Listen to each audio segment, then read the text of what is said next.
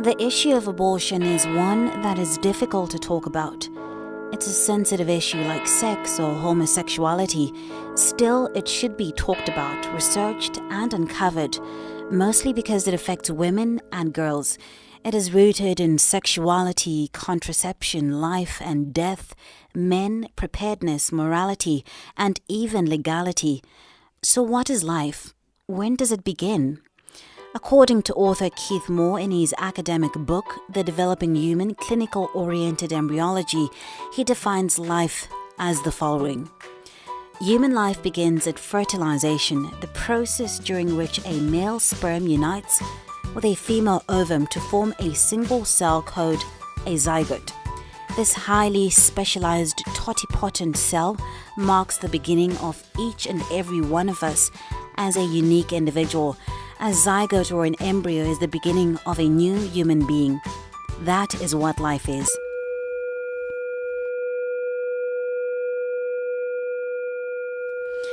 This brings us to the question, what is death? According to the Stanford Encyclopedia of Philosophy, death is life's ending.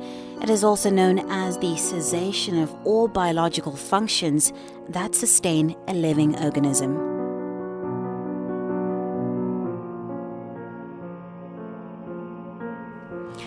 Abortion is widely known as the deliberate termination of a human pregnancy, most often performed during the first 28 weeks. This is the medically acceptable description, although religion and academia may choose to define it in ways that best suit their convictions. That is what it is. These are the grounds on which abortion is allowed in Zimbabwe. Let me say abortion is partially legal because if a pregnancy is as a result of rape or incest, one can legally access abortion services, but there are conditions linked to that. Even in places where abortion is illegal, like Zimbabwe, it is still legal in certain cases, for example, rape cases. So we're saying that if the woman has not had a say in having a seed deposited in her, the state even allows for the formal system to actually take off that pregnancy. You would find that even in those circumstances where one is supposed to access abortion services, it's not always possible. There are a lot of barriers to accessing that. Statistics will tell you that the first sexual encounter for most young women is as a result of coercion, which is for me basically rape. But how many of those young women actually access abortion services? Because most of those incidences would therefore end up, in a pregnancy. Over 70,000 women are dying every year from backyard abortions. And we know that the same girls cannot come to the clinic without a parent or a guardian if they are below the age of consent. And if they come to me, I am obligated by law to look for a guardian, to look for a parent, to say, I have your child, and your child is pregnant. So because of all these barriers to access, they just don't come. So if I have a daughter one day and she gets pregnant and she's 15, she's not going to come and tell me. She's not going to go to the doctor either. She's going to go to some backyard place and try to do it herself. And the next thing I'm going to get a call and there's a body in the alley. Abortion is only partially legal in Zimbabwe.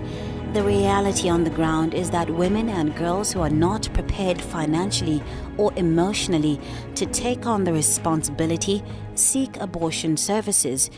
We spoke to ordinary Zimbabweans to find out what they think about abortion, and this is what they had to say.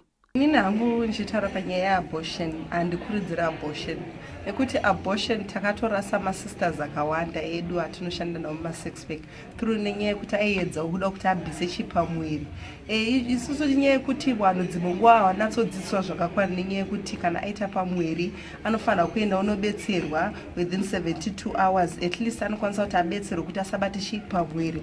But nyaya iri kuitika yekuti munhu anenge asina information yakakwana ari kuzoendawo kune vanozvitana nyamukuta kana kuti n'anga kana utodzi kwaunonzi kana kuchechi anopedzisira azoita se azobvisa nhumbu pedzisira yacho ozofa because zvinenge zvisiri chiqualified kuti aite se wakwanisa kumubvisa nhumbu yacho.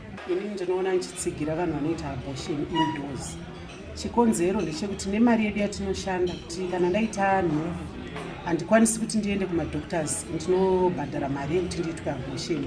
Mari inenge ichidaidzirwa imari yakawandisa and we are losing lots of life. Nemadoctors mamwe anenge achiita zveutsotsi achingobvisa vanhu nhumbu and we won't mention kuti ndaenda kwadoctor ningi uchithreatenwa kuti usazvitaura iwe wabvisa nhumbu.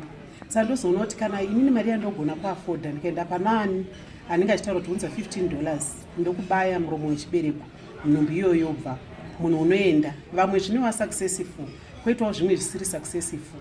Zvakafanana nemuzvipatara chaimo munhu anoenda achinzi ari kunorapa kuchipatara asi unozonzwa kuti afira ikoko. Saka hapana kusiri kufa. Chandongoadvisa chaiyo kutoti dei zvaikwanisika pagoona kuti panoitwawo ruzivo muma6 workers kuti oraiti kana uchida kuita abortion woita sei. Ende muno munyika medu yeZimbabwe munonzi kuterminata pregnancy imhosva. Asi chinonetsa ndechekuti kana ndaane mwana baba womwana vasi kuteka responsibility hakuna government inopinda mumba mangu ichiuya ichindibatsira kuti mwana iye adyei. Nyaya inenge iripo ndeyekuti teichisungwa teichiitwa zvese zvinenge zviri illegal kuti ini apa ine ichida kuti ndizame kuchengeta mwana wangu. Saka ini hangu pandiri personally ndoti prevention is better than cure. Chiri nani kutoti ndikaona nhumbu yacho yaita nemistake rega ndibvise pano ndizosafisa innocent soul. Panenge paitika mistake kuti maita nhumbu imi mamusina tarisiro kuti imi muite nhumbu hapana zvaikwanisika kuitika here minzi zvokuti isusu pave nekubviswa kana iri mimba yacho. Mwana haana kodzero yekuti ashupike ka nenyaya yekuti amai nababa waita mistake vange vachidanana but imistake inenge yaitika pakudanana havana kuwirirana kuti vaite mwana hatikwanise kumuchengeta mwana iye.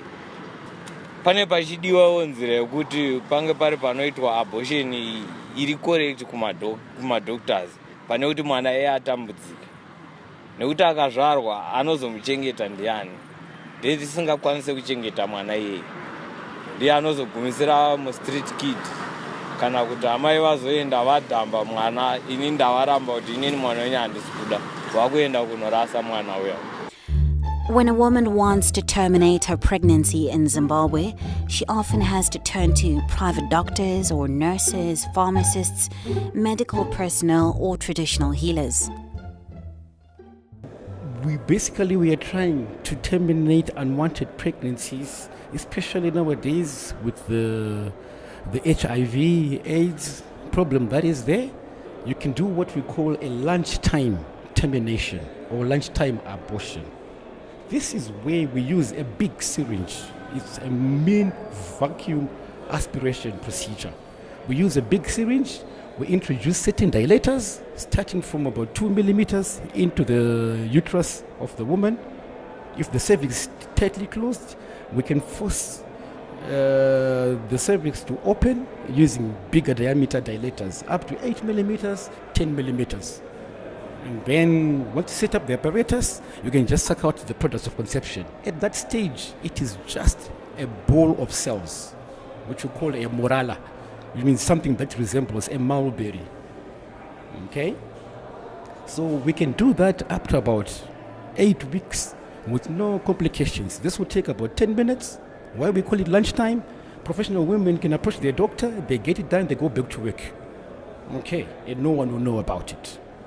Another method which is being used by Wanambuya from Bari, they use this type of tree. Unfortunately, I can't remember the name. They take the twigs from that tree and then they try to insert them into the uterus via the cervix. But because they are doing it blindly, you're going to end up with complications like perforation and stuff like that. That's why those patients end up developing complications. Pamwiri hapabviswe uye haugoni kuuraya chasikwa naMwari. Zvakare ukadzidzira kuuraya upenyu hwako hwese uchafa uchingouraya. Zvakare unenge munhu achida kuti auya kumatare kuzobvisa pamwiri pamutemo webasa rangu hazvitenderi uye hatibvumirwi. Asi makwenzi acho anenge aripo asi hatitenderwi nokuti mutemo webasa haubvumiri nokuti zvinosungisa. zvichaitika pakubvisa nhumbu tingati zvinosanganiswa kuti mwana abvisa pamuviri ropa rinodeuka rakawanda. Ropa radeuka rakawanda zvaakuda kuwedzera mvura, kuwedzera ropa. Iwo hauna izvozvo. Saka zvichaitika munhu achapera simba, achafira pako watoita medha. Zvazvinoita ndezvokuti muzukuru abviswa pamiri pake ikoko kumbare uko anozosara achirwara. Mukurwara kuya unogona kusara uchibhilidha, kungobuda ropa zvisina mugano. Uya kubvisa uya haachazvigoni. Saka vazukuru vanozouya pamwe vakungobuda ropa zvisina mugano, iwe wozorimisa ropa riya. Zvakutora kuti wakutomuudza kuti iwe chienda kwachiremba unowedzerwa ropa, uwedzerwa mvura kuti utano hwako udzokere pakare. Saka zviriko zvechokwadi kuri variko vanoshereketa vachidaro. Izvi zvinowanikwa kuvashereketi vakafanana ivavo, vanhu vaya vasina kuvhetwa mhepo dzavo, vasina matsamba. Inini semhembe yezinata hatibvumirwi kuti totodzidziswa kuti kana ukaita izvi, ukabvisa munhu pamuviri, zvinokonzeresa zvakati, munhu akazoneta akafira pamba pako watoita medha. So there's quite a number of complications that can happen because of illegal abortion. So number one, you have things like bleeding, uncontrollable, severe, copious bleeding that can actually lead to hypovolemia and death. You've got sepsis or infection. This is one of the biggest causes of death with illegal abortions. And we can go into the details of how these things then happen because of these, backyard sort of abortions. You've got obviously long-term complications such as infertility. You've got what we call fistulas that can form. So you have things like the rectovaginal fistula. You have what you call the vesico-vaginal fistula. So basically, people try to force things into their vagina to try and take out the pregnancy illegally, and in the process cause damage to the organs. And in the process can then create a connection that has not existed before, say between your rectum and your vagina. So you start getting fecal matter or feces coming out through the vagina. Or you've got urine in the VVF coming out through the vagina. Now women then have to live with pungent smells. So there are women that just don't smell good. The smelling of urine, the smell of fecal matter. Sometimes it's because of these VVFs, sometimes because of the rectovaginal fistulas. These are so we're talking about organ damage because of things that people try to put up there. Sepsis, which kills very fast, and one of the biggest causes of death in illegal abortions. Because the things that are put up there are not septic, they're not clean, and ultimately lead to very severe sepsis. In Zimbabwe, women who terminate their pregnancies are stigmatized and often speak on condition of anonymity. Here's one woman's story. I heard a story I will never forget that story, where our sisters, the sex workers that we work with, two of them encountered a young woman on a bus, and it was clear to them because they could see that she was in pain, and they could tell that she was probably having like an abortion, and she was just coming from a clinic. And they took her out of the bus. They had to stop the bus, the combi, took her out of the combi. They took care of her. She was from a middle-income family, I think. In fact, she was a working class woman. She was actually renting out a cottage in some, middle-income neighborhood. And they took her home, and then she started bleeding. They encouraged her to go to a health facility, but she told them that she had been instructed by this professional who had helped her terminate, not to return back to their facility, because otherwise, because of the criminalization, this would put their job on the line. And so they said they waited, but then when they thought she was feeling better, they went, because actually they were on their way to work. And then they said 2 weeks later they came back, only to find that this girl had actually passed on. I think the day after, I don't know, I can't remember, but she passed away. And so we've heard countless stories of people, sisters in that space when we shared, and we continue to hear these stories. Because women, when they are so desperate, sometimes they have no choice but to terminate. And I think if we want to keep our women safe, we don't want loss of life, then we should be able to decriminalize abortion, ensure that women who need abortion, safe abortion services can actually, access these services, because ultimately women are dying, girls are dying. While efforts are important in addressing the issue of abortion and its root causes, which can be listed as anything from poverty, young age, economic hardships, lack of contraception, and even rape, abortion remains illegal in Zimbabwe. Doctors and women's organizations are leading the call to legalize abortion in our country. They say women should be given the freedom to exercise their sexual and reproductive health rights. They have the right to decide what happens to them, which is why you find even in places where abortion is illegal, like Zimbabwe, it is still legal in certain cases, for example, rape cases. So we're saying that if the woman has not had a say in having a seed deposited in her, the state even allows for the formal system to actually take off that pregnancy. In cases of war, soldiers rape women. Surely the product of this process of rape is going to traumatize this woman. This child, which is supposed to be an object of love, becomes an object to continuously remind her of this traumatic event.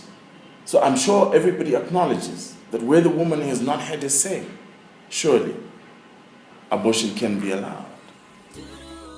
Every year, thousands of women are fraught with the decision of keeping the baby or letting go of something that may create problems. The argument to legalize abortion in our country is not a religious or a cultural one, it's an existential argument. It makes sense. We cannot continue to ignore what is happening right underneath our noses. Something's got to give. Something needs to change. It needs to start with you and me, a joint consented effort to move towards acceptance.